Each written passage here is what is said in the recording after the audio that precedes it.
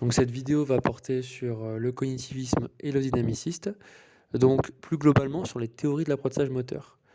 Le PS a une spécificité par rapport aux autres disciplines scolaires, c'est celle du corps, c'est celle des techniques corporelles de l'apprentissage moteur. Dans les copies du CAPES et de l'agrégation, il est véritablement nécessaire de maîtriser ces théories, de les resituer théoriquement, de les expliciter et de les faire fonctionner avec des situations d'apprentissage qui permettent réellement de mener à des apprentissages moteurs ciblés sur une activité donnée. On va commencer par parler du cognitivisme, qui peut être une théorie de l'apprentissage moteur à resituer et à placer dans les copies, notamment en écrit 2.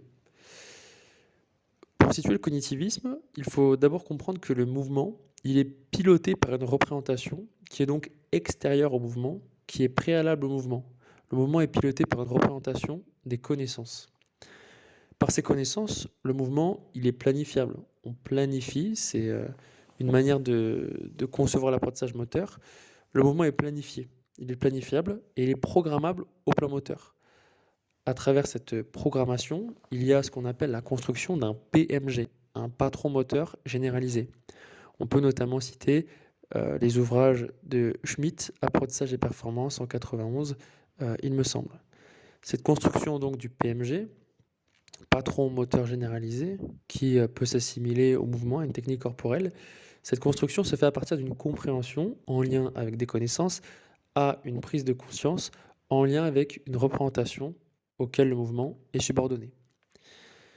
Pour continuer sur le cognitivisme et mettre en lien l'apprentissage moteur, le mouvement avec des ressources informationnelles, ce mouvement, ces apprentissages moteurs vont se faire par la construction de repères informationnels.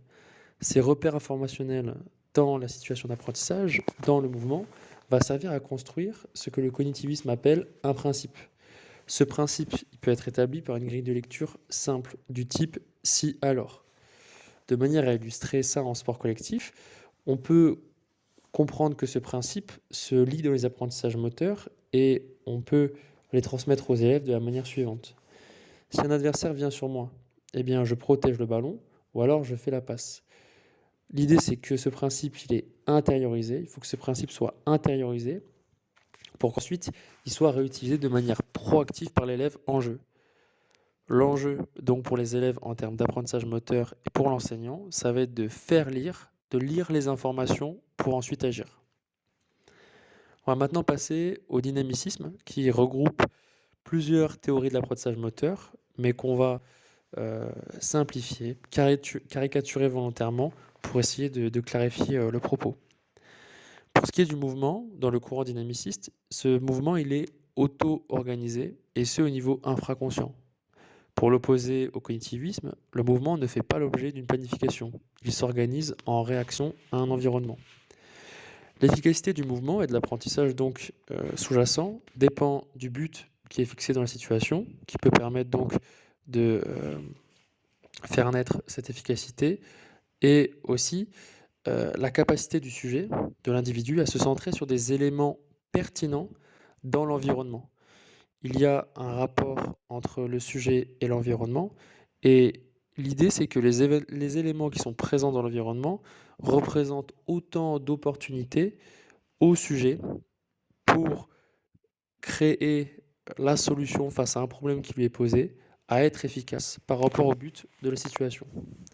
On peut notamment parler en utilisant des termes qui sont liés avec le dynamiciste, de focus attentionnel externe, quand on parle justement de ce rapport sujet-environnement, et du focus qui est sur des éléments extérieurs. Pour clarifier, le dynamiciste, donc dans le courant dynamiciste, le sujet est en relation avec son environnement. Les informations, elles sont repérées, elles se donnent à repérer au travers d'une activité d'enquête du sujet. En termes d'exemple, on peut imaginer en badminton que l'individu, le joueur, va pilonner le revers de l'adversaire pour jauger de sa maîtrise. Il va donc prélever des informations intentionnellement ou non. Il peut s'en rendre compte au travers de son activité motrice qui est couplée à celle de l'autre dans le cadre d'une opposition. Et donc ici, l'élève va s'écarter du si alors pour plutôt aller dans une optique d'adaptation à l'environnement à travers de ses propres ressources. Par exemple, si un adversaire vient sur moi et que je sais que je suis meilleur balle au pied, je tente le dribble.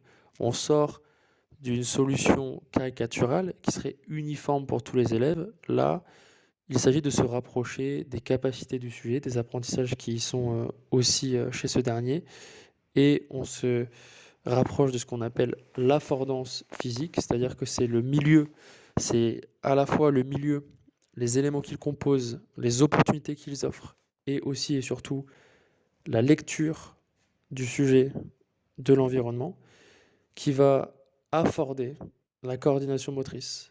Donc les propriétés du milieu sont primordiales, ainsi que celles de l'acteur, pour que ce dernier adapte ses actions au but de la situation.